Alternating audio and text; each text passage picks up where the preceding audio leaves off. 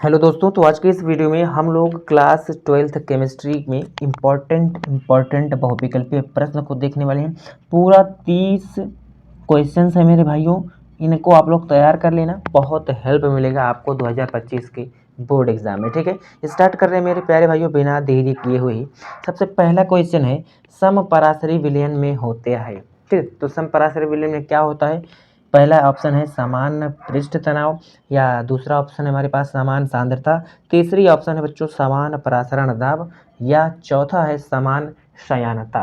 ठीक है, तो इसका जो राइट ऑप्शन है मेरे प्यारे दोस्तों, जो क्या बोल रहा है कि समपराशरी विलयन। ठीक है, तो समपराशरी विलयन में क्या होता है? परासरण दाब समान होता है। ठीक है, क्या होता है? परासरण दाब समान होता है। ठीक है, दूसरा क्वेश्चन है मेरे प्यारे दोस्तों, निम्न में से सबसे कम वाष्पशील दाब वाला विलयन है। ठीक है, निम्न में से सबसे कम वाष्पशील दाब वाला विलयन है। सबसे कम क्या? क्वेश्चंस को पढ़ना है बहुत आराम से मेरे भाइयों, गलती नहीं करना है। ठीक है, निम्न में से सबसे कम वाष्प दाब, मेरे भाई ऐसा पदार्थ जो वाष्पित नहीं होगा, जो वाष्पित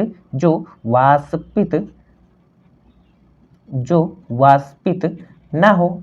जब वाष्पित ही नहीं होगा तो वाष्प दाब ही नहीं आएगा। वाष्प दाब नहीं आएगा मतलब वाष्प दाब कम होगा। तो कौन है? ग्लूकोज, सुक्रोज, या देखो 1 मोल ग्लूकोज, या 1 मोल सुक्रोज, या 1 मोल सोडियम क्लोराइड, या 1 मोल K2SO4 पोटेशियम सल्फेट। तो इसका जो राइट ऑप्शन है मेरे भाई सुक्रोज है। ठीक है, क्योंकि ये क्या होता है? वाष्पित नहीं होता। जब वाष्पित नहीं होगा तो वाष्प दाब क्या होगी मेरे प्यारे दोस्तों? कम होगी। ठीक है, तो वही चीज़ यहाँ पर पूछा गया कि निम्न में से सबसे कम वाष्प दाब वाला विलयन है। तो कौन है मेरे प्यारे भाइयों? 1 मोल किसका? सुक्रोज का। ठीक है, तो यहाँ पर दूसरा ऑप्शन हमारा राइट होगा। ठीक है, इसका नोट्स आप लोगों को मिल जाएगा, बिल्कुल से भी टेंशन नहीं लेनी है। तीसरा क्वेश्चन मेरे प्यारे भाइयों, निम्नलिखित में से कौन सा विलयन का अणुसंख्यक गुणधर्म नहीं है? ठीक है, निम्न में से कौन सा विलयन अणुसंख्यक गुणधर्म नहीं है? तो अणुसंख्यक गुणधर्म कितने हैं मेरे प्यारे दोस्तों? 4 हैं। ठीक है, देखिए इसमें पृष्ठ तनाव है, या परासर दाब है, या कौन? वाष्प दाब में अवनमन, या वाष्प दाब अवनमन, या हिमांक में अवनमन। ठीक है, तो यहाँ पर मेरे प्यारे दोस्तों एक हमारे पास जो अणुसंख्यक गुणधर्म है कितने हैं? 4 है। कौन कौन है मेरे प्यारे भाइयों?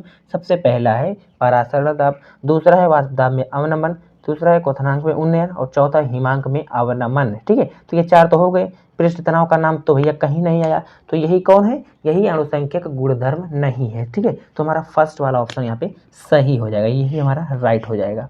ठीक है ना? क्यों? क्योंकि मेरे भाइयों ये क्या होता है मेरे भाई? ये हमारा अणुसंख्यक गुणधर्म नहीं होता है। और अणुसंख्यक गुणधर्म क्या होता है इसका डिफिनेशन मैं आप लोगों को यहाँ पर थोड़ा सा बता दूं, क्योंकि चीज़ें आपको क्लियर रहें ताकि आप लोगों के लिए हेल्प हो सके। ठीक है, अणुसंख्यक गुणधर्म क्या होता है? तो अणुसंख्यक गुणधर्म किसी भी विलयन के वे गुणधर्म होते हैं मेरे प्यारे भाइयों, जो जो विलय के कणों के जो विलय के कणों के संख्या के बराबर होता है। विलय के कणों के संख्या पर निर्भर करता है। ठीक है, किस पर निर्भर करता है? ये किस पर निर्भर करता है? विलय के कणों की संख्या पर, ना कि विलय के कणों के प्रकृति पर। उसके प्रकृति पर नहीं, उसका नेचर पे नहीं शो करेगा। ठीक है, कि कौन सा ऐसा विलयन है जो ज़्यादा वाष्पित होगा तो उसका वाष्प दाब आएगा, ऐसा कुछ भी इसमें नहीं है। ठीक है, अणुसंख्यक गुणधर्म सीधा सीधा बात है, ये बोलता है कि भैया हम विलय के कणों की संख्या पर कोई भी चीज़, किसी भी विलयन में अगर विलय का जो नंबर ऑफ मोल्स जो होते हैं हमारे विलय के सैल्यूट पार्टिकल अगर ज़्यादा होंगे तो अणुसंख्यक गुणधर्म भी वहाँ पर ज़्यादा आएगा। चाहे वो परासरण दाब हो, चाहे वाष्प दाब में अवनमन हो, चाहे क्वथनांक में उन्नयन हो, या हिमांक में अवनमन हो। ठीक है, कोई भी परासरण दाब हो, अगर वहाँ पर विलय कण ज़्यादा है तो उनका क्या होगा मेरे प्यारे दोस्तों? जो परासरण दाब है, वाष्प दाब में अवनमन है, हिमांक में अवनमन है, ये सभी क्या होंगे? ज़्यादा होंगे। ठीक है ना? तो यही बात यहाँ पर बोला जाता है अणुसंख्यक गुणधर्म में। ठीक है, चलिए, तो ये भी समझ में आ गया। तो यह यहाँ पर पृष्ठ तनाव जो है ये क्या है? यह एक अणुसंख्यक गुणधर्म नहीं है, क्योंकि यह कणों की संख्या पर निर्भर नहीं करता है। समझ में आ गई बातें? ठीक है, नेक्स्ट बात करते हैं भैया, 180 ग्राम जल में जल के कितने मोल है? 180 ग्राम जल में जल के कितने मोल है? ठीक है, तो मोलों की संख्या निकालना है, कितने मोल है? मोल पूछा गया। मोल को हम लोग रिप्रेजेंट करते हैं एन से, जिसका मोल निकालना रहता है भैया। ठीक है, उसका भार बटे में उसका अणु भार। ठीक है, उसका अणु भार। देखो 180 ग्राम जल, मतलब यहाँ पर जल का क्या दिया गया है, भार दिया गया है। तो हम लोगों को भार तो 180 ग्राम दिया गया है। अणु भार इसका क्या है, कितना है मेरे भाई, H2O का अणु भार, देखो हाइड्रोजन 2 है, हाइड्रोजन 2 है तो इसका कितना, एक हाइड्रोजन का कितना होता है अणु भार, 1 होता है, तो 2 हाइड्रोजन 2 हो गया।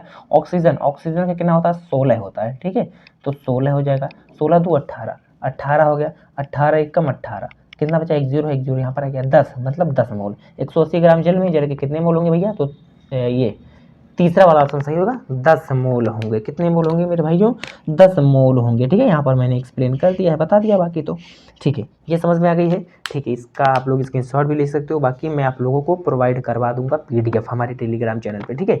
चलिए 5वां क्वेश्चन है मेरे प्यारे भाइयों, विलयन के ताप पर निर्भर करता है कौन, द्रव्यमान प्रतिशत, मूल अंश, मूललता या मोलरता। तो यहाँ पर जो राइट ऑप्शन होगा मेरे प्यारे भाइयों वह होगा मोलरता, क्योंकि मोलरता में हमारा कौन आता है, वॉल्यूम आता है। वॉल्यूम मतलब मेरे भाई आयतन, आयतन, और आयतन प्रभावित होता है किससे मेरे प्यारे दोस्तों, तापमान से। तापमान बढ़ाने से आयतन में क्या होता है, परिवर्तन आता है, और द्रव्यमान में नहीं परिवर्तन आता है, द्रव्यमान में नहीं परिवर्तन आता है, इसीलिए द्रव्यमान में नहीं कोई चेंज आता है। इसीलिए यहाँ पर देखो द्रव्यमान प्रतिशत, मोल अंश और मोललता, इन तीनों में क्या विलयन ताप का कोई भी प्रभाव नहीं रहेगा, लेकिन मोलरता में रहेगा। क्यों, क्योंकि मोलरता में हमारा आयतन आता है, ठीक है, और आयतन आता है और यह तापमान से प्रभावित होता है, तो इसीलिए मोलरता हमारा क्या होता है बच्चों, ताप पर निर्भर करती है, ठीक है, समझ में आ गई। तो यहाँ पर जो राइट ऑप्शन होगा हमारा क्या हो जाएगा, चौथा हो जाएगा मेरे प्यारे भाइयों, मोलरता, क्या, मोलरता, ठीक है। नेक्स्ट मेरे भाई छठा क्वेश्चन है, पी यानी रो, पी नहीं है एग्जैक्ट, ठीक है, यहाँ पर लिखने में प्रॉब्लम हुई है, इसको बोलते हैं रो, ऐसे ऐसे है ना, ऐसे पी टाइप का कुछ रहता है ऐसे, रो, इसको हम लोग क्या बोलते हैं, रो, ठीक है, ये साइन है। तो रो की SI यूनिट क्या होती है, सबसे पहले समझना भैया रो क्या है। तो रो होता है हमारा प्रतिरोधकता, यानी रेजिस्टिविटी, आपने समझा है, प्रतिरोध को, जिसको हम लोग कैपिटल R से रिप्रेजेंट करते थे, कैपिटल R को हम लोग क्या बोलते थे भैया, प्रतिरोध, और और जो हमारा ये रो होता है ये क्या होता है, ये होता है प्रतिरोधकता, क्या, प्रतिरोधकता, रेजिस्टिविटी, ठीक है, प्रतिरोधकता। अच्छा, इसका फॉर्मूला भी एक होता है, रो इज इक्वल R इंटू ए अपान में L, जहाँ पर ए क्या है मेरे प्यारे दोस्तों, ये हमारा R क्या है, R हमारा है प्रतिरोध, ए है हमारा एरिया, क्षेत्रफल, किसका, वायर का, और L क्या है मेरे भाई, लंबाई वायर की, ठीक है, समझ में की बात है, ठीक है। तो इसका मात्रक क्या होगा, R का मात्रक क्या होता है, ओम, इन सभी का मात्रक मीटर से मीटर आप लोग यहाँ पर कट कर दोगे, यह क्या आ जाएगा, जब इसको आप लोग सॉल्व करोगे इस फार्मूला से, तो ये हमारा आएगा ओम मीटर, ठीक है, क्या, ओम मीटर। तो हमारा यहाँ पर ऑप्शन क्या हो जाएगा, ये हो जाएगा ए वाला, ठीक है। इसी फार्मूला का आप लोग सिंप्लीफाई करोगे तो हमारा ओम मीटर आ जाने वाला है, ठीक है। चलिए 7वां क्वेश्चन है, किसी इलेक्ट्रोड का इलेक्ट्रोड विभव निर्भर करता है किस पे, धातु की प्रकृति एवं इसके अच्छा, निर्भर नहीं करता है, ठीक है। देखो मिसकंसेप्शन नहीं होना चाहिए मेरे भाई, क्वेश्चन को आराम से पढ़ना। अभी देखो हमसे खुद गलती हो जा रही थी, हमने नहीं को नहीं पढ़ा यहाँ पे, ठीक है। किसी इलेक्ट्रोड का इलेक्ट्रोड विभव निर्भर नहीं करता है, किस चीज़ पर निर्भर नहीं करता है, तो समझना है, धातु की प्रकृति एवं इसके आयनों पर, तो इस पर निर्भर करता है मेरे भाई। विलयन में उपस्थित आयनों की सांद्रता पर, बिल्कुल इस पर निर्भर करता है। दाब पर, दाब का कोई भी खेल नहीं होता है मेरे प्यारे दोस्तों। तो यहाँ पर हमारा जो ये हमारा क्वेश्चन का आंसर है वो कौन हो जाएगा, ये हो जाएगा हमारा थर्ड वाला, दाब पर। दाब पर हमारे इलेक्ट्रोड विभव नहीं निर्भर करता है, ठीक है, तापमान पर भी निर्भर करता है, ठीक है। तो हमारा दाब पर हो जाएगा, नहीं निर्भर करता है, ठीक है।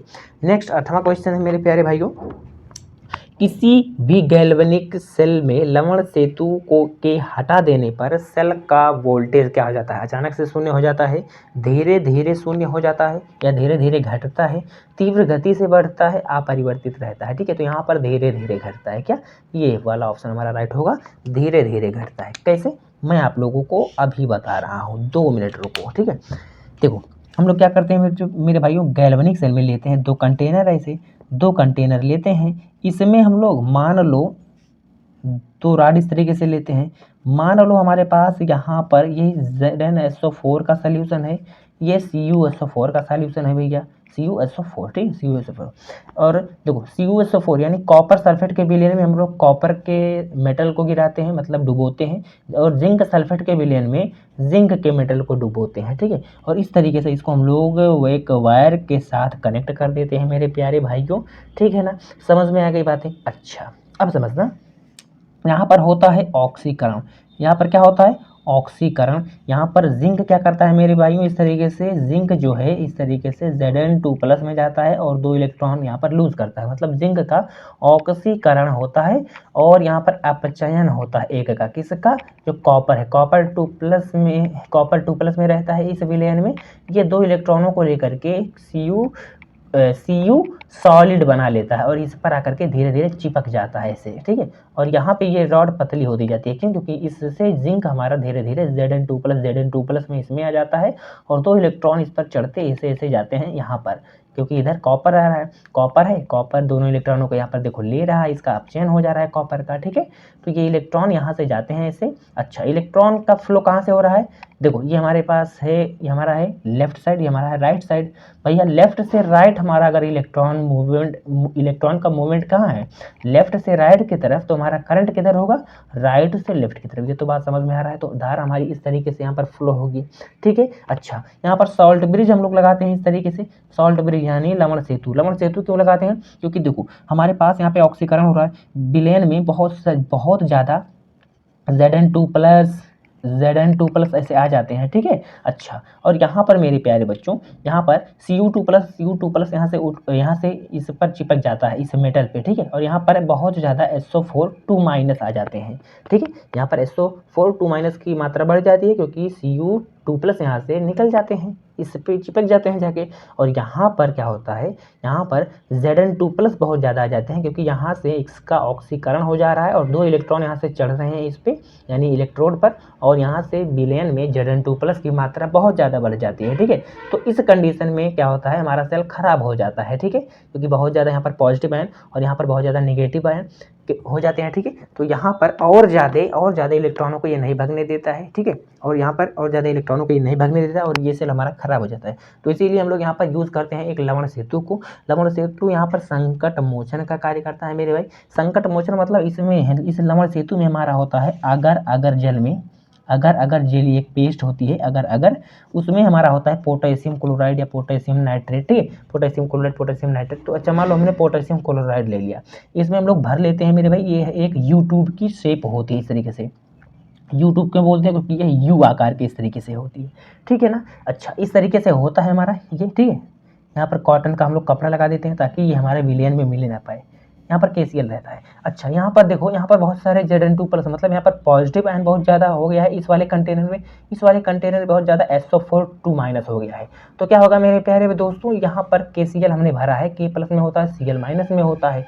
यहाँ पर बहुत ज़्यादा पॉजिटिव चार्ज है, Cl आ जाएगा इस तरीके से, और यहाँ पे ZnCl2 बना करके यहाँ पर धीरे धीरे एक अवक्षेप के रूप में यहाँ पर हो जाएंगे। और यहाँ पर मेरे भाई SO4 2- है, तो यहाँ पर K2SO4 बना करके इस तरीके से यहाँ पर क्या हो जाएंगे? अवक्षेप के रूप में यहाँ पर हो जाएंगे, और फिर से हमारा सेल काम करने लगेगा। यानी ये जो हमारा पोटेशियम क्लोराइड है, मतलब जो हमारा ये है लवण सेतु है, यह इलेक्ट्रॉन की न्यूट्रलिटी यानी उदासीनता, ये उदासीन कर देता है कि, ठीक है, यह उदासीन कर देता है, यानी उदासीनता का कार्य करता है। कौन? हमारा ये जो आयनों को उदासीन कर देता है। यहाँ पर बहुत ज़्यादा पॉजिटिव चार्ज, यहाँ पर बहुत ज़्यादा नेगेटिव चार्ज, ठीक है। तो ऐसे में हमारा आता है संकट मोचन लवण सेतु, और यहाँ से हमारा K इधर आता है, सॉरी Cl इधर आता है, और ZnCl2 इसमें बन जाता है, क्योंकि यहाँ पर पॉजिटिव चार्ज बहुत ज़्यादा है, तो नेगेटिव वाला पार्ट यहाँ पे आएगा, और यहाँ पे नेगेटिव वाला पार्ट बहुत ज़्यादा, इसलिए यहाँ पर पॉजिटिव वाला आएगा, यानी पोटेशियम आएगा, ठीक है। तो इस तरीके से हमारी ये प्रोसेस फिर से स्टार्ट हो जाती है। समझ में आ गई बातें? तो लवण देखो, यहाँ पर बोला जा रहा है धीरे धीरे घटता है। क्यों धीरे धीरे? देखो, ये धीरे धीरे इसीलिए घटता है मेरे प्यारे भाइयों, कि अगर मान लो हम लोग लवण सेतु ना लगाएं तो एक समय के लिए ये होगा, ये प्रोसेस तो होगी भैया कुछ समय के लिए, जब यहाँ पर बहुत सारे पॉजिटिव चार्ज और यहाँ पर बहुत सारे नेगेटिव चार्ज हो जाएंगे, तब ये सेल बंद हो जाएगा, है ना। तो मतलब धीरे धीरे घटता है। कौन? देखो, अगर लवण सेतु को हम लोग हटा दें तो सेल का जो वोल्टेज है क्या हो जाएगा? वो पूरी तरीके से घट जाएगा, अचानक शून्य हो जाएगा, या अपरिवर्तित रहेगा, या तीव्र गति से बढ़ता है।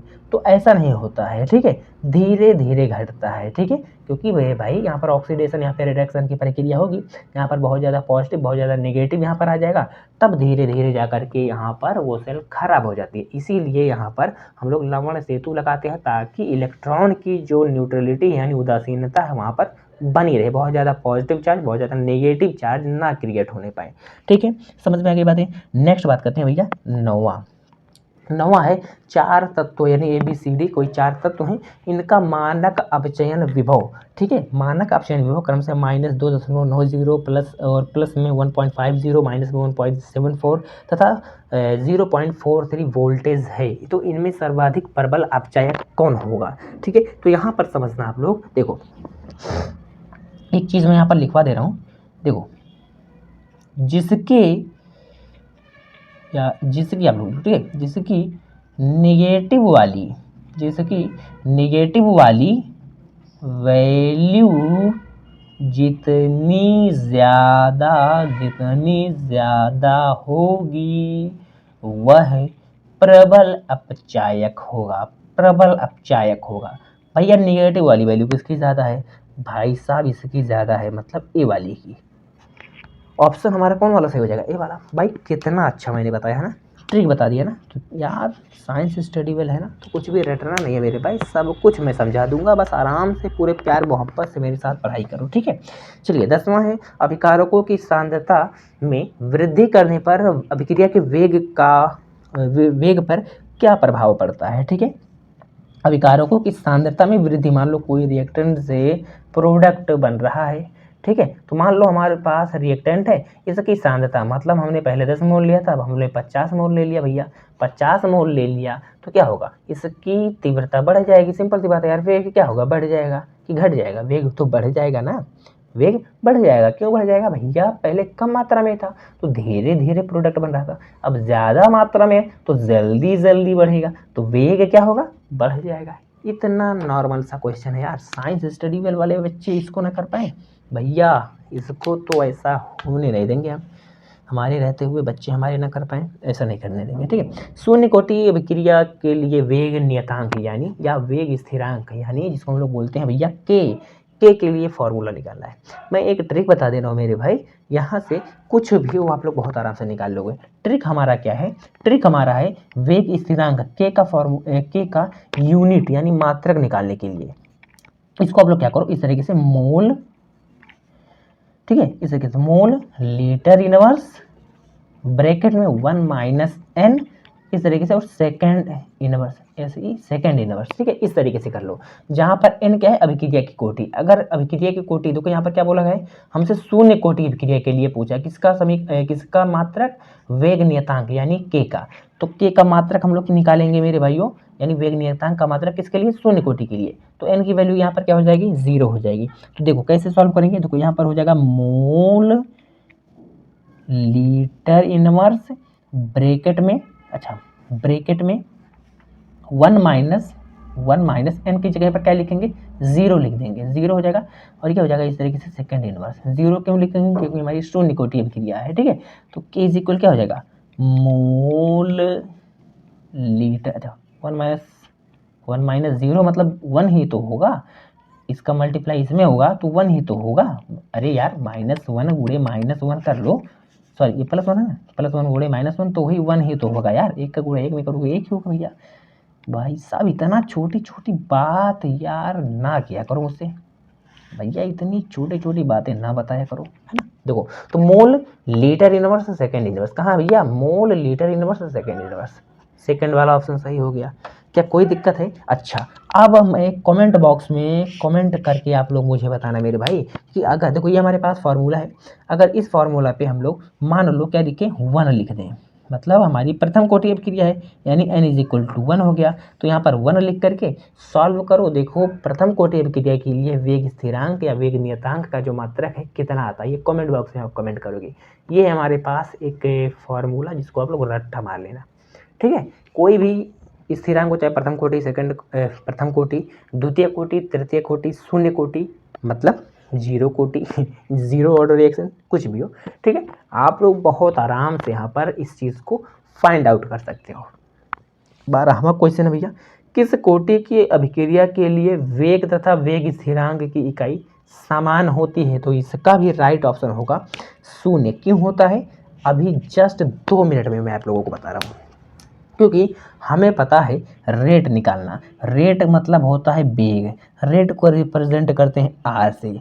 अगर हम लोग देखें मेरे भाई तो रेट क्या होती है? रेट डायरेक्टली प्रोपोर्शनल होती है हमारी रिएक्टेंट के कंसंट्रेशन के पावर एन के।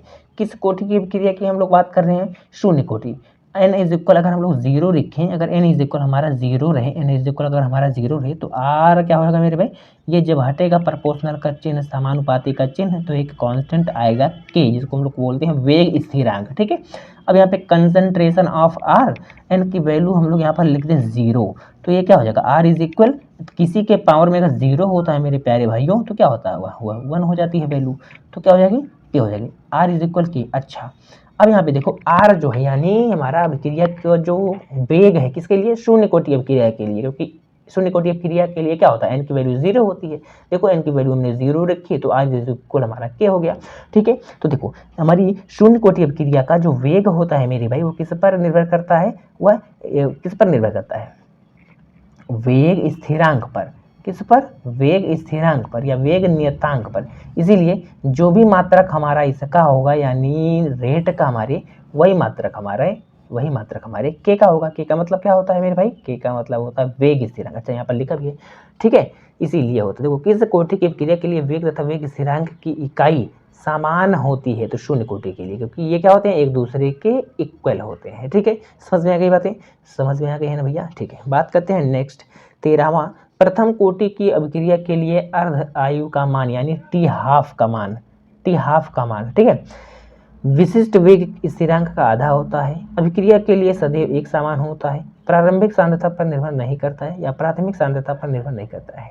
तो यहाँ पर जो राइट ऑप्शन होगा मेरे भाई वो होगा, आई थिंक मुझे लग रहा है थर्ड वाला। कैसे होगा? अभी मैं आप लोगों को बता रहा हूँ। प्रारंभिक सांद्रता पर निर्भर नहीं करता है, क्योंकि जो हमारी शून्य कोटि की अभिक्रिया होती है वो हमारी प्रारंभिक सांद्रता पर निर्भर क्या होती है? करती है कि नहीं? जो हमारी शून्य कोटि की अभिक्रिया है वह अभिकारक की सांद्रता, प्रारंभिक सांद्रता पर निर्भर करती है कि नहीं? करती है ना। ठीक है, प्रथम कोटि अभिक्रिया नहीं करती है। ठीक है, प्रथम कोटि अभिक्रिया नहीं करती है। क्यों? जो उसका अर्ध आयुकाल होता है, इसके फार्मूला पढ़ो भाई, फार्मूला देखो इसका फार्मूला प्रथम कोटि अभिक्रिया के लिए। देखो प्रथम कोटि अभिक्रिया का जो अर्ध आयु होता है यानी टी हाफ, वो होता है 0.693 अपान में के। यहाँ पर देखो कहीं पर हमारा रिएक्टेंट का कॉन्सेंट्रेशन यानी अभिकारक की सांद्रता आ रही है तो सिंपल सी बात है यार, देखो प्रारंभिक सांद्रता पर निर्भर नहीं करती है। यहाँ पर क्या बोला जा रहा है कि प्रथम कोटि की अभिक्रिया के लिए अर्ध आयु का मान विशिष्ट वेग स्थिरांक का आधा होता है। नहीं, आधा तो नहीं है भैया, इसके हाफ में है, यहाँ पर तो इन्वर्स व्युत्क्रमानुपाती है। ठीक है, यहाँ पर व्युत्क्रम का रिलेशन है इन दोनों के बीच में। क्यों? क्योंकि अगर ये बढ़ रहा है तो ये घटेगा निश्चित रूप से, अगर ये घटेगा तो ये बढ़ेगा, है ना। क्योंकि यहाँ पर क्या है मेरे भाई? उल्टा वाला है, इन लोगों के बीच में रिलेशन है। अगर एक बोलेगा मारेंगे तो एक बचाएगा, मतलब एक अगर बढ़ेगा तो एक घटेगा, अगर एक घटेगा तो एक बढ़ेगा। समझ में आ गई बातें? दोनों इक्वल नहीं होंगे। ठीक है, अच्छा अगर बात करें भैया शून्य कोटि अभिक्रिया के लिए, शून्य कोटि तो इसके लिए जो टी हाफ होता है यानी अर्ध आयुकाल होती है वह होती है R naught, concentration of R naught upon में 2K। ठीक है, यहाँ पर अगर देखा जाए तो टी हाफ किसके ऊपर निर्भर कर रहा है? आर नॉट क्या है बच्चों? प्रारंभिक सांद्रता पर निर्भर करता है। ठीक है, तो यहाँ पर हमसे बोला गया कि प्रथम कोटि अभिक्रिया के लिए अर्ध आयु का मान किस पर निर्भर करता है? विशिष्ट वेग स्थिरांक का आधा होता है, तो ये तो बिल्कुल सी गलत है। अभिक्रिया के लिए सदैव एक समान होता है, ये भी बिल्कुल गलत है मेरे प्यारे दोस्तों। हाँ, प्रारंभिक सांद्रता पर निर्भर नहीं करता है, प्रारंभिक सांद्रता पर निर्भर नहीं कर रहा है। देखो क्योंकि यहाँ पर देखो प्रारंभिक सांद्रता कहीं आ ही नहीं रही है, लेकिन यहाँ पर आ रही है शून्य कोटि में। ठीक है, तो प्रारंभिक सांद्रता पर निर्भर कौन करता है? शून्य कोटि। ठीक है, और प्राथमिक सांद्रता पर निर्भर करता है, तो प्राथमिक सांद्रता पर तो निर्भर नहीं कर रहा है। ये हमारा गलत हो जाएगा और यही हमारा ऑप्शन राइट होगा। ठीक है, प्रथम कोटि की क्रिया के लिए अर्ध आयु काल क्या होगा मेरे भाई, प्रारंभिक सांद्रता पर निर्भर नहीं करता है। मैंने आपको यहाँ पर रिलेशन भी बता दिया। ठीक है, निम्न में से प्रतिचुंबकीय कौन है? प्रतिचुंबकीय का मतलब वो होता है मेरे प्यारे बच्चों कि जिनका डी ऑर्बिटल या जिनका जो हमारा ऑर्बिटल है, जो हमारा एस है, पी है, डी है, एफ है, एस में होता है इस तरीके से एक ऑर्बिटल, पी में होता है इस तरीके से 3 ऑर्बिटल, डी में होता है भैया 5 ऑर्बिटल, 1 2 3 4 5, और एफ में होता है 7 ऑर्बिटल, 1 2 3 4 5, 1 2 3 4 5 6, एक और बना लो इसे 7। अगर इनमें एक में 2 इलेक्ट्रॉन होता है, अगर ऐसे भरा हुआ है किसी का ऑर्बिटल इस तरीके से मान लो भरा हुआ है सब, ठीक है, तो वो होता है हमारा प्रतिचुंबकीय, क्या, प्रतिचुंबकीय। और अगर एक कोई इलेक्ट्रॉन खाली है, मतलब मान लो ऐसे है, मान लो ये, ठीक है, डी वाला ऐसे है, ठीक है, D1 मतलब डी में 1 इलेक्ट्रॉन है खाली, ऐसे 1 इलेक्ट्रॉन है, बाकी ये तो खाली है, ये एम्पेयर में है, यानी अयुग्मित है ना, अयुग्मित है। तो ये क्या होगा मेरे भाई, ये होगा अनुचुंबकीय। तो प्रतिचुंबकीय क्या होता है, जिनका जो हमारा ऑर्बिटल है, चाहे एस हो, चाहे पी हो, चाहे डी हो, चाहे एफ हो, वह फुल भरा हो। ठीक है, तो यहाँ पर देखते हैं निकिल के लिए, कॉपर के लिए, जिंक 2+ के लिए, स्कैंडियम 2+ के लिए। अगर यहाँ पर बात करें भैया निकिल के लिए, तो इसका अगर हम लोग यहाँ पर लिखें इलेक्ट्रॉनिक विन्यास, तो हम लोग इनर्ट गैस यानी अक्रिय गैस, या जो हम लोग क्या बोलते हैं जीरो ग्रुप, ठीक है, ये हमारे हो गए अक्रिय गैस जो होती हैं। ठीक है, अक्रिय गैस में कौन कौन आता है, हीलियम हो गया, नियॉन हो गया, आर्गन हो गया, क्रिप्टॉन हो गया, जीनॉन हो गया, रेडॉन हो गया, है ना। ये सभी कुछ गैसें हैं जो हमारी अक्रिय हैं, जो रिएक्शन नहीं करती हैं। ठीक है, तो यहाँ पर इनके रेस्पेक्ट में हम लोग यहाँ पर क्या करते हैं मेरे भाई, इनके रेस्पेक्ट में हम लोग इलेक्ट्रॉनिक विन्यास बनाते हैं। ठीक है, तो इलेक्ट्रॉनिक विन्यास से ही हम लोगों को पता चलेगा कि कौन से ऑर्बिटल में कितना इलेक्ट्रॉन है। ठीक है, अच्छा, एस ऑर्बिटल में 2 इलेक्ट्रॉन होते हैं, पी में 6 होते हैं, डी में 10 होते हैं, एफ में 14 होते हैं। ठीक है, ये भी ध्यान रखना। तो आर्गन हो गया 3d8 4s2 हो गया इसके लिए। निकिल के लिए, कॉपर के लिए बात करें भैया, तो इसके लिए हो गया आर्गन 3d10 4s1। जिंक के लिए बात करें भैया, तो आर्गन 3d10 4s2 हो गया भैया। स्कैंडियम के लिए बात करें मेरे प्यारे भाई, आर्गन 3d1 4s2 हो गया भैया। अच्छा, अब यहाँ पे देखा जाए तो 3d10 और 3d8 है, तो ये क्या होगा, ये तो अनुचुंबकीय होगा, क्योंकि अनुचुंबकीय कब होता है, जब किसी का ऑर्बिटल पूरी तरीके से न भरा हो, तो होता है अनुचुंबकीय। तो देखो डी में कितना होना चाहिए, 10 होना चाहिए, लेकिन 8 है, तो ये तो नहीं होगा हमारा ऑप्शन। अच्छा, 3d10 4s, एस में 2 इलेक्ट्रॉन होना चाहिए, बट एक ही है मेरे प्यारे भाइयों, ये भी नहीं होगा। अच्छा, एक बात और मैं बता दूं कि यहाँ पर हम लोग आर्गन का मतलब क्या होता है, आप लोगों ने तो ऐसा देखा होगा 2s2 2p1s2 2s2 2p3, है ना, 2p6 मतलब ऐसे, क्योंकि पी में 6 इलेक्ट्रॉन होते हैं ऐसे। ठीक है, तो ये ऑर्डर होता है भैया। लेकिन यहाँ पर आर्गन का मतलब होता है मेरे भाई 18। आर्गन का जो परमाणु क्रमांक होता है 18 है। ठीक है, तो 18 तक एलिमेंट का मतलब 18। ठीक है, अच्छा, निकिल का कितना होता है, इसका होता है परमाणु क्रमांक 28, इसका परमाणु क्रमांक होता है 29, इसका परमाणु क्रमांक होता है 30, इसका होता है स्कैंडियम का 21। ठीक है, अच्छा, 28 है, तो इसका मतलब हो गया 18 और 8 और 2, ये हो गया 10। 18 और 10 कितना हो गया, 28 हो गया। देखो आ गया कि नहीं, आ गया ना। अच्छा, इसका देखा जाए तो 10 2 12 है, क्या हो गया, 10 2 12 है, और इसका 18 है, 18 12 कितना हो गया, 30 हो गया कि नहीं। तो सही है ना, आर्गन का मतलब होता है 18। आप ले समझ लो कि 18 एलिमेंट, 18 नंबर का जो एटॉमिक नंबर है, इसका इलेक्ट्रॉनिक विन्यास आपने यहाँ पर कर लिया है, बाकी का आप आगे कर रहे हो। ठीक है, अब कहाँ जाओ 1s2 2s2 2p6 करके इतना लंबा लिखोगे, कहाँ आर्गन डायरेक्ट ले दो, इसका मतलब हो गया 18, इसके रेस्पेक्ट में आपने लिख लिया। ठीक है मेरे भाई, बातें समझ में आ गई। अच्छा, निकिल Ni2+ Cu2+, ये तो नहीं है। क्यों नहीं है मेरे भाइयों, क्यों नहीं है यार, समझ में आ रही हैं कुछ बातें। मैं अभी आप लोगों को ये +2 और +2 को इन दोनों को भूल जाओ, अभी बस ऐसे समझो। ठीक है ना। अच्छा, अगर यहाँ पर देखा जाए जिंक 2+ को देखो, जिंक 2+, ये देखो 3d10 4s2, भैया ये तो हमारा क्या है, ये हमारा फुल भरा हुआ है, मतलब ये प्रतिचुंबकीय है नहीं, तो ये भी हमारा गलत है, ठीक है, ये भी हमारा गलत है। कैसे, देखो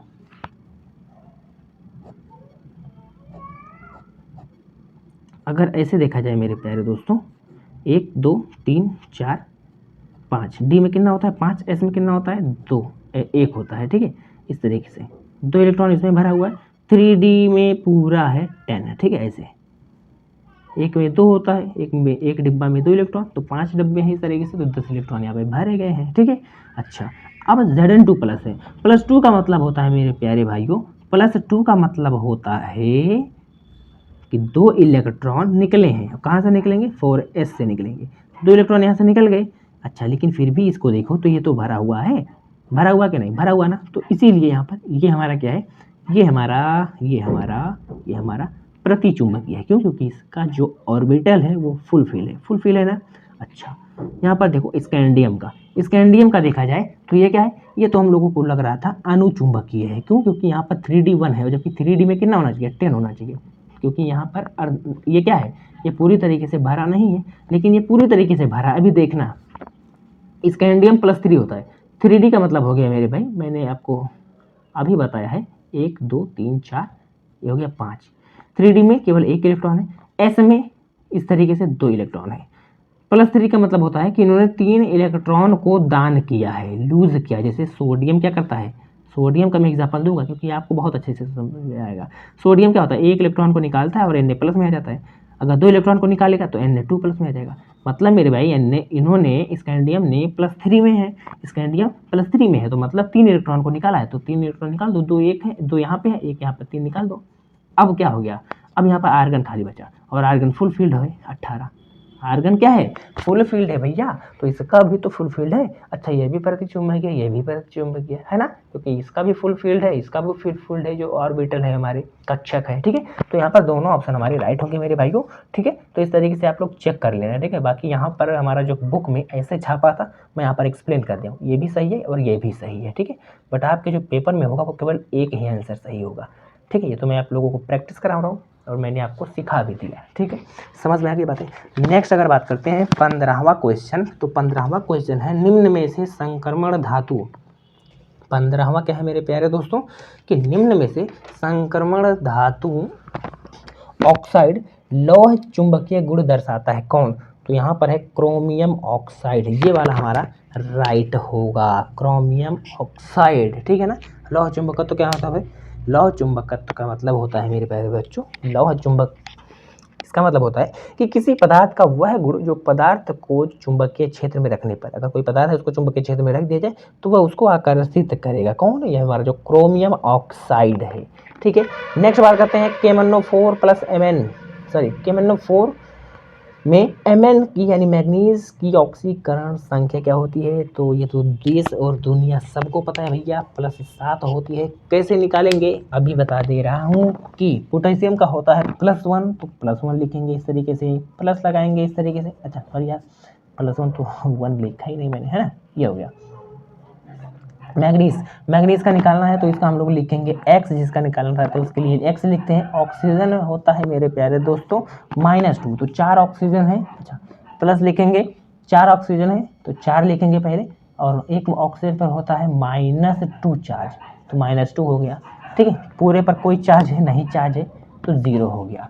यहाँ पर इसको सॉल्व करोगे तो कितना आ जाएगा, X पे आ जाएगा हमारे पास इस तरीके से +7, ठीक है, ऐसे आएगा, ये वाला ऑप्शन राइट हो जाएगा, ठीक है। नेक्स्ट, रंगीन आयनों का निर्माण संभव होता है। रंगीन आयन कब होते हैं, तो जब किसी भी कंपाउंड में, किसी भी एलिमेंट में, किसी भी तत्व में या किसी भी यौगिक में अयुग्मित इलेक्ट्रॉन रहते हैं। क्या रहते हैं, अयुग्मित इलेक्ट्रॉन, ठीक है। EDTA इस धनायन से संयोग कर बनाता है, ठीक है। EDTA, ठीक है, अगर किसी धनायन से संयोग करे तो क्या बनाता है, कीलेट बनाता है, ठीक है। क्या बनाता है मेरे प्यारे दोस्तों, कीलेट बनाता है, ठीक है, कीलेट बनाता है। कीलेट का मतलब होता है इस तरीके से एक संरचना बना लेता है, एक वलय बना लेता है, ठीक है, एक वलय बना लेता है, ठीक है।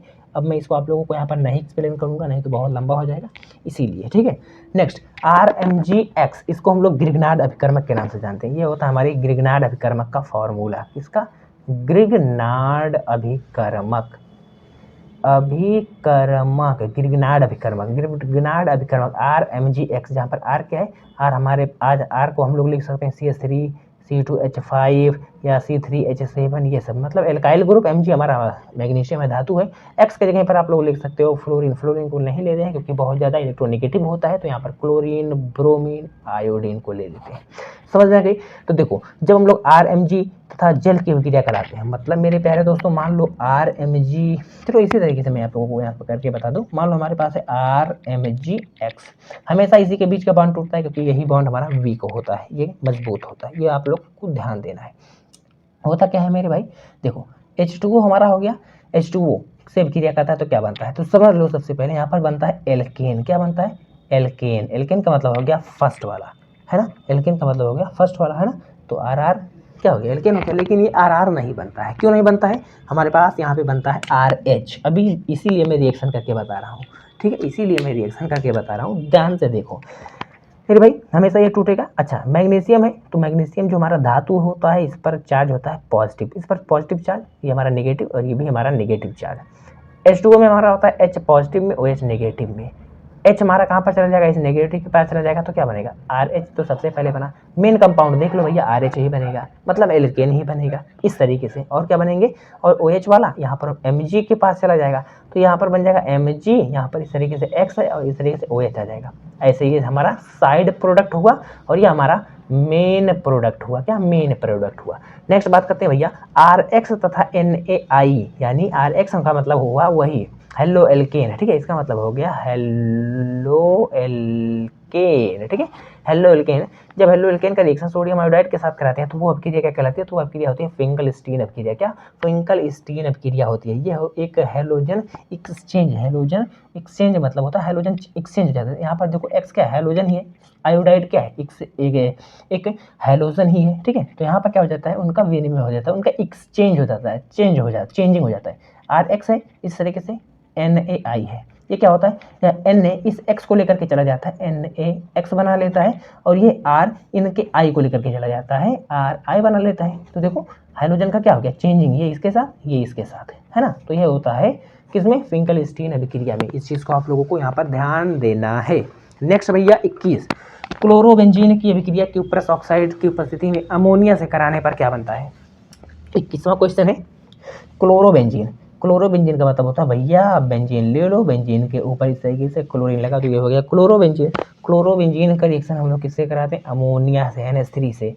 किसकी उपस्थिति में, क्यूप्रस ऑक्साइड मतलब Cu2O। तो क्या होता है, यहाँ से हमारा एक H आता है और एक Cl को लेकर के यहाँ से निकलता है HCl। यहाँ पर कौन बचा, NH2 बचा। अब यह NH2 यहाँ पर बेंजीन पर चला जाएगा, इस तरीके से NH2 लग जाएगा, और बेंजीन पर जब NH2 ग्रुप लगा होता है तो वो क्या होता है, एनिलीन होता है। तो एनिलीन हमारा राइट ऑप्शन हो जाएगा। क्या किसी भी भैया को मेरे कोई प्रॉब्लम है, नहीं है।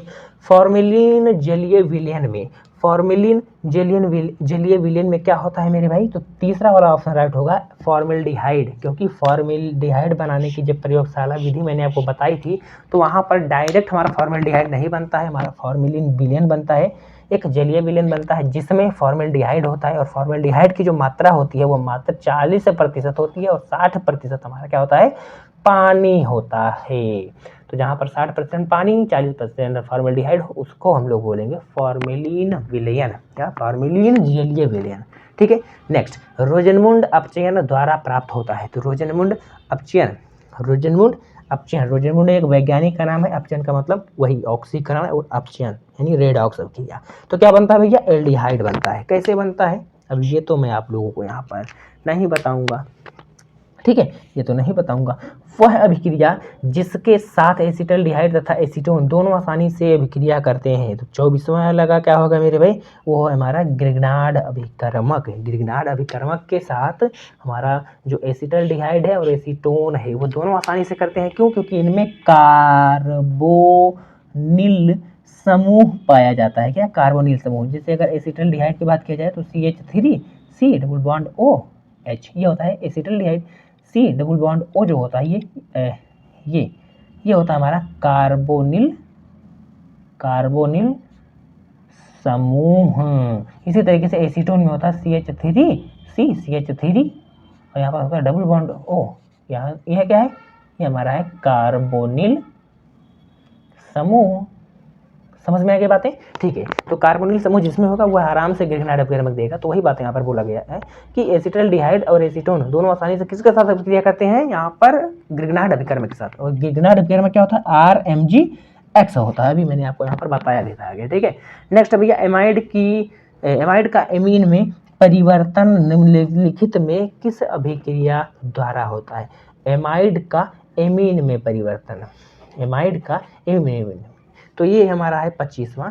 इसका कमेंट बॉक्स में आप कमेंट करोगे, मैंने बहुत पढ़ाया है मेरे भाई। हाफमैन ब्रोमीमाइड का अभिक्रिया, हाफमैन ब्रोमीमाइड अभिक्रिया का नाम सुना है।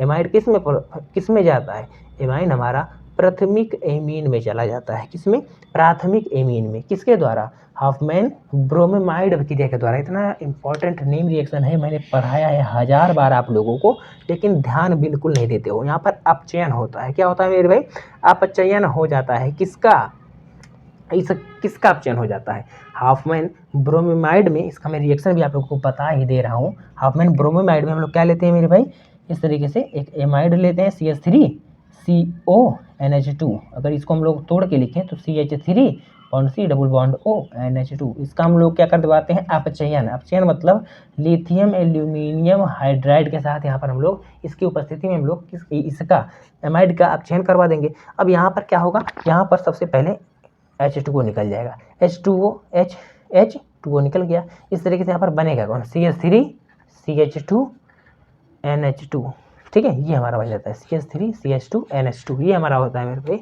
अमीन। क्या होता है, अमीन होता है, ठीक है। यहाँ से देखो H2O यहाँ से निकल गया। अब चूंकि ये अपचयन हो रहा है, क्या हो रहा है, अपचयन। तो अपचयन का मतलब होता है हाइड्रोजन का एडिशन।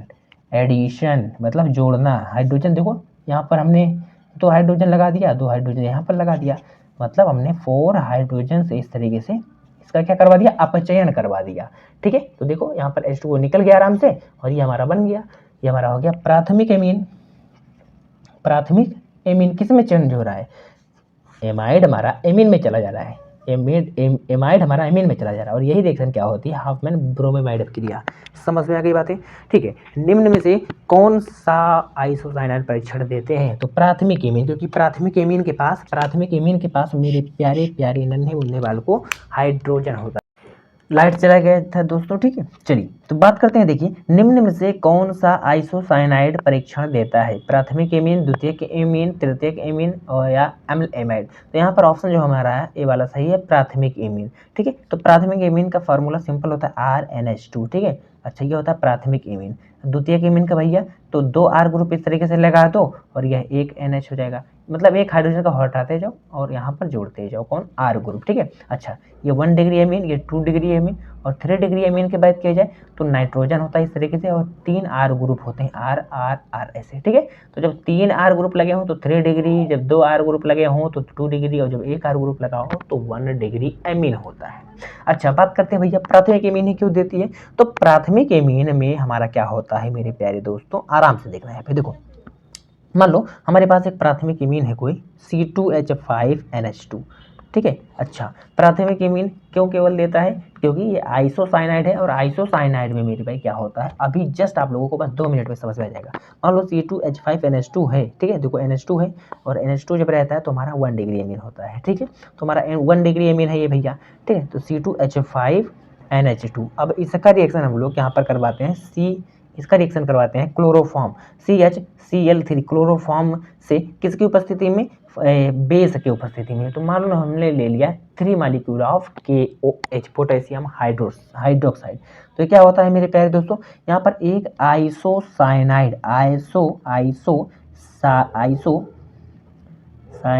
ग्रुप बनता है, ठीक है। एक आइसोसाइनाइड कंपाउंड बनता है और इसी को हम लोग बोलते हैं आइसोसाइनाइड परीक्षण।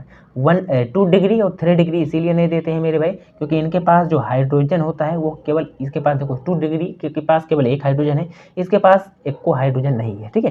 तो ये दोनों नहीं देते हैं। क्यों नहीं देते हैं, क्योंकि जो हमारा 2 डिग्री 3 डिग्री एमीन होता है इनके पास में हाइड्रोजन नहीं होते हैं। इसके पास है तो एक ही हाइड्रोजन है, कम से कम 2 हाइड्रोजन होना जरूरी है, ठीक है। तो यहाँ पर क्या होता है मेरे भाई, मैं मेन प्रोडक्ट यहाँ पर बना दे रहा हूँ C2 H5 इस तरीके से होता है।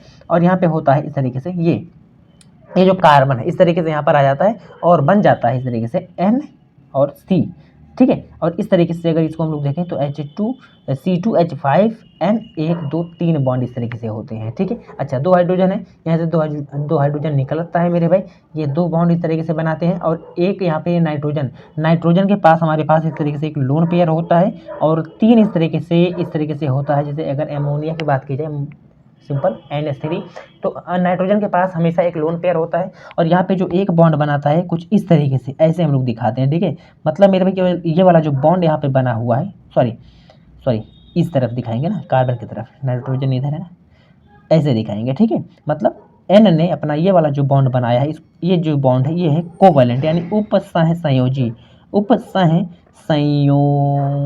बंध है। उपसह संयोजी बंध में क्या होता है मेरे भाई, कोई एक ही एलिमेंट अपने दोनों इलेक्ट्रॉनों को किसी के साथ दे देता है, मतलब पार्शियली दे देता है और बॉन्ड बना लेता है, ठीक है। तो देखो इसने दे दिया है, एक इसके पास चला गया, एक इसके पास, इस तरीके से, और ये एक बॉन्ड यहाँ पर बन गया और इस तरीके से ट्रिपल बॉन्ड बनता है NC, और इसे हम लोग बोलते हैं आइसोसाइनाइड। अगर CN इस तरीके से जुड़ा रहता है तो इसको हम लोग बोलते हैं साइनाइड। समझ में आ गई बातें भैया, ठीक है, इस बात को ध्यान रखना। CH3N एक क्या है इस तरीके से देखो, N है ये CH3 इसके पास क्या है, ये क्या है भैया, इस N के साथ 1 2 3 R ग्रुप जुड़े हुए हैं, तो ये क्या है, एक तृतीयक एमीन है। कौन एमीन है मेरे भाई, तृतीयक एमीन है, ठीक है। ये बातें समझ में आ गई, ठीक है। नेक्स्ट बात करते हैं मेरे प्यारे दोस्तों,